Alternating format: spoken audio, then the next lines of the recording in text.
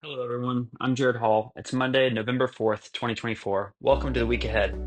Recapping last week's market price action, the S&P 500 fell another 1.4% for the week as earnings releases from key technology stocks overpowered economic data, which should mean that the Fed will cut rates at their next policy meeting. All but two sectors posted losses for the week last week, with the tech sector leading the decline, down 3.3%.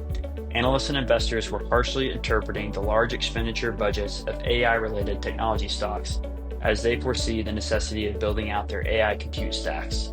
As companies spend more money, this can temporarily cut into their profits. Slower growing profits, coupled with the recent rise in the discount rate, is compressing valuation multiples slightly from the recent peaks. This week, the most impactful events in the U.S. market will be the U.S. federal election on Tuesday, followed by the U.S. Federal Reserve's policy meeting, which will conclude on Thursday.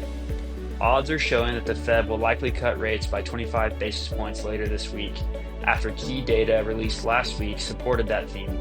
The third quarter advanced GDP estimate and the Fed's preferred inflationary gauge, the PCE index, all softened relative to expectations, signaling to the Fed that perhaps they can ease up on their restrictive policy. Projecting where the Fed might take rates longer term has become tough, especially as markets have slowed their expectations for rate cuts over the last month. Markets can influence rates independently of the Fed's targets, as seen with the U.S. 10-year Treasury yield climbing 65 basis points since the Fed's September rate cut of 50 basis points. This rise reflects the market's adjusting its view of where long-term rates might settle. Where longer-term Treasury rates land is crucial because they directly affect U.S. borrowing costs. As older, lower-rate Treasuries are replaced by ones with higher rates, the debt service payments will soar, adding significant strain on the government's budget given the large debt burden. In light of all of the events occurring this week and larger economic risks, we expect volatility to remain elevated.